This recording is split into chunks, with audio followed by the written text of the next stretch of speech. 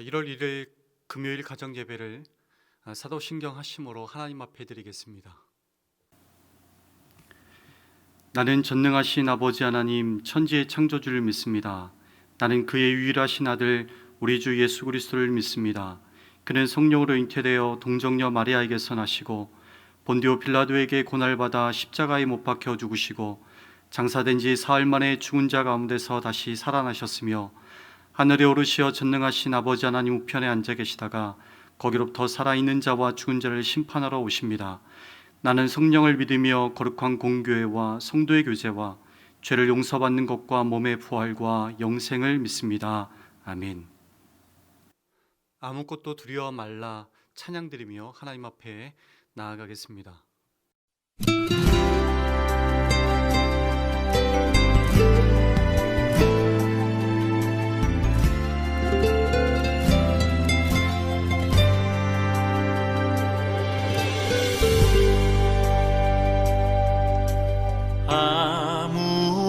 아무것도 두려워 말라 주 나의 하나님이 지켜주시네. 놀라지 마라 겁내지 마라 주님 나를 지켜주시네.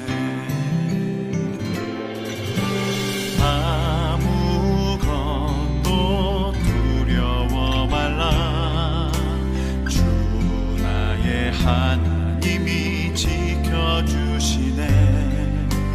놀라지 마라 겁내지 마라 주님 나를 지켜주시네.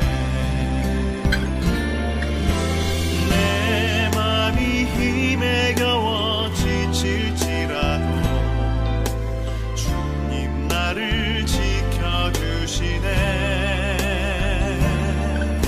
세상의 험한 풍파 몰아칠 때도 주님 나를 지켜주시네. 주님은 나의 산성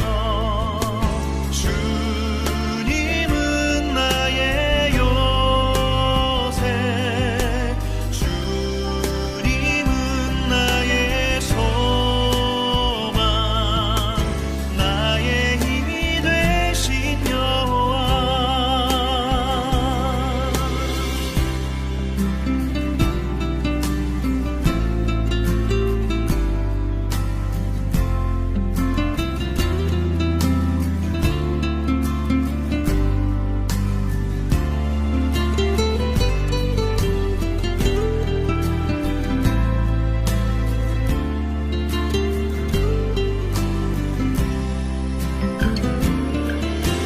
내 맘이 힘에 겨워 지칠지라도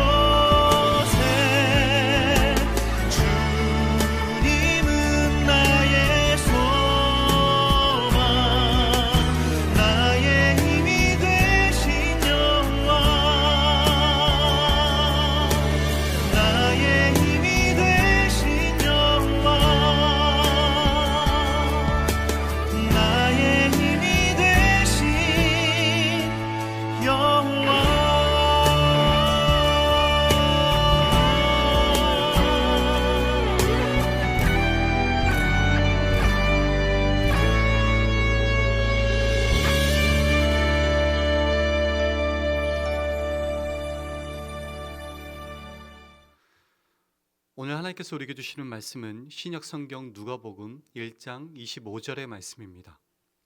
주께서 나를 돌보시는 날에 사람들 앞에서 내 부끄러움을 없게 하시려고 이렇게 행하심이라. 오늘 본문에 보시면 제사장 사가랴와 그의 아내 엘리사벳이 나옵니다.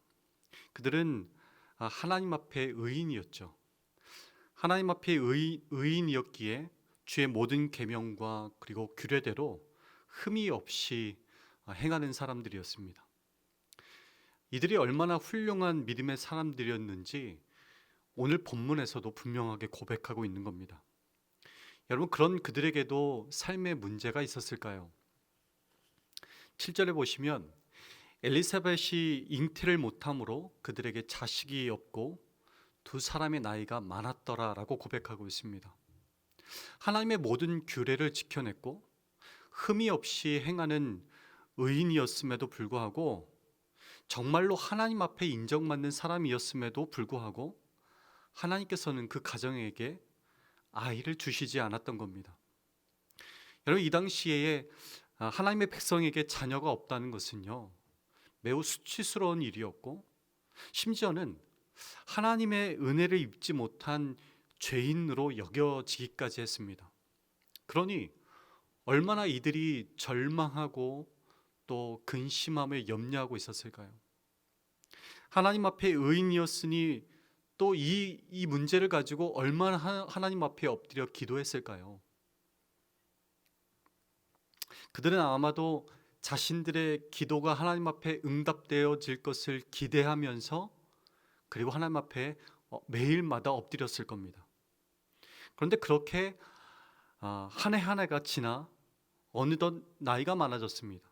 더 이상 아이를 낳을 수 있는, 그것을 기대할 수 있는 그런 상황이 되지 않았던 거죠. 사가랴와 엘리사벳은 더 이상 아이를 달라고 기도하지 못했을 겁니다.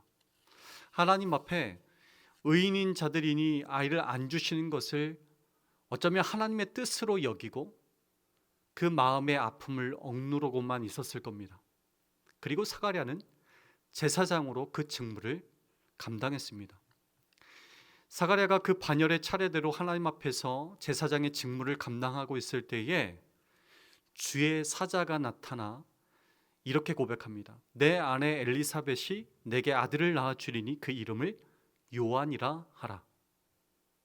여러분, 이게 얼마나 좋은 소식이고 기쁨의 소식이었을까요?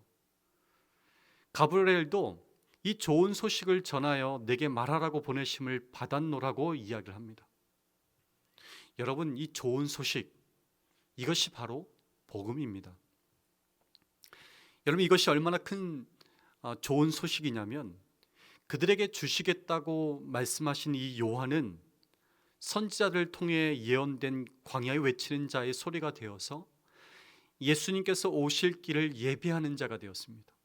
400년 동안 선지자가 없었는데 이제 마지막 선지자로 오는 사람이 바로 이 부부에게 주기로 약속한 요한입니다.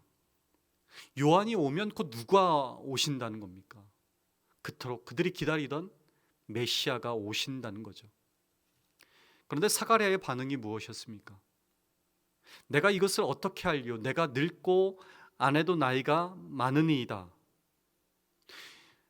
그들의 고백은 자기와 아내가 나이가 많아서 아이를 더 이상 낳을 수 없다는 고백이었던 거죠.